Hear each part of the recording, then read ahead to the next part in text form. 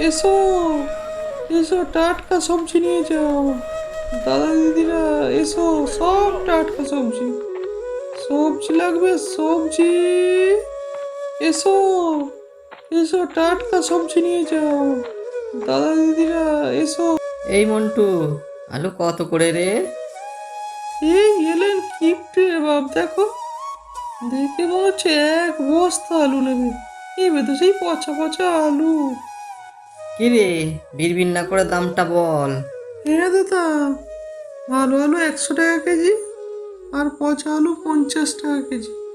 এইবার বলো কোনটা নেবে? এই এত দাম কিসের? তোর কাছে তো গলা কাটা দাম। তুই বরং পচা আলু 3টে দে। 3টে আলু? 3টে আলু দিয়ে কি করবে তুমি? আমাদের বাড়িতে তো 3টে লোক, তাই 3টে আলুই দে তুই। কটা করে আর ভাত খাবো? দে দে, তুই 3টে আলুই দে।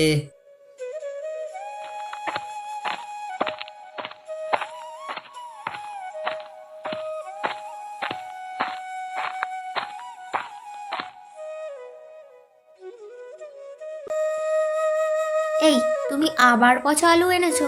তোমায় নিয়ে আর পারি না বাবু। বাজারে কি তুমি ভালো আলু দেখতে পাও না? মেলা ফ্যাচ ফ্যাচ করো না তো। পচা আলু আনবো না তো কি আনবো? আলুর দাম শুনেছো তুমি? বাজার দোকান তো আর করতে হয় না, তুমি আর কি বুঝবে। তুমিই শুধু কিছু আনো না, আর সব বাড়িতে দেখেছো রোজ রোজ কত ভালো মন্দ রান্না হয়। মাংস, মাছ, ডিম, আর তুমি রোজ পচা আলু বাজার থেকে নিয়ে আসো। উম, মাংস খাবে? জমিতে যেন সোনা ফলে। আমি রোজ মাঠে খাটবো, আর বাড়িতে বসে মাংস খাবে? কি গো, তুমি কি কিছু বলছো নাকি? না না, কিছু বলিনি। তুমি রান্নাটা করো তো, আমি চান করে আসি। কি গো, তুমি এত কি ভাবছো? না না, ভাবছি কি করেই যে সংসার চালাই। আমার তো আর নিজের জমি নেই, লোকের জমিতেই কাজ করি। তোমাকে তো বিয়ের পর থেকে ভালো কিছু খাওয়াতেও পারি না। ধুর, তুমি এত ভেবো না তো। আমি বলি কি, তুমি কাল থেকে আরো বেশি করে মাঠে কাজ করো। যাক, আর রাত করো না, গিয়ে ঘুমিয়ে পড়ো। সকাল সকাল আবার উঠতে হবে।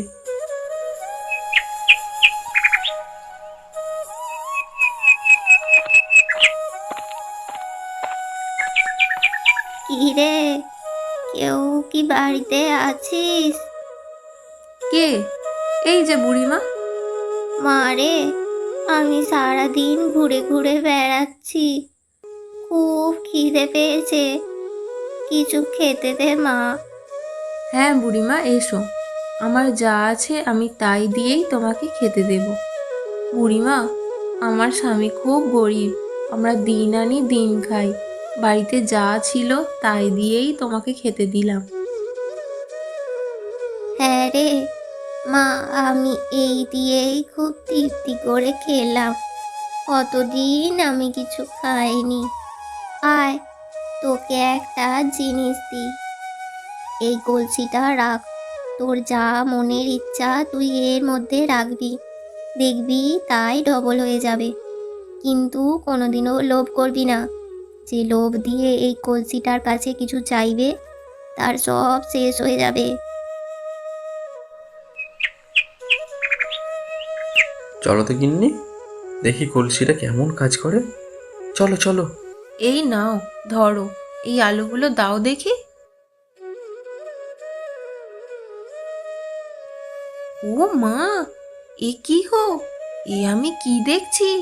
এ তো শত শত আলু। তাহলে কি বুঝলে গিন্নি? উপরওয়ালা যখন দেন, ছাদ ফুটো করেই দেন। উপরওয়ালা আমাদের উপর মুখ তুলে তাকিয়েছেন। আজ থেকে আর কোনো অভাব আমাদের থাকবে না। আচ্ছা গিন্নি, আমাদের তো এত আলু লাগবে না। তা তুমি ঠিকই বলেছ। আমাদের দুজনের সংসারে এত আলু তো লাগে না। তুমি বরং কাল বাজারে গিয়ে বেচে আসবে।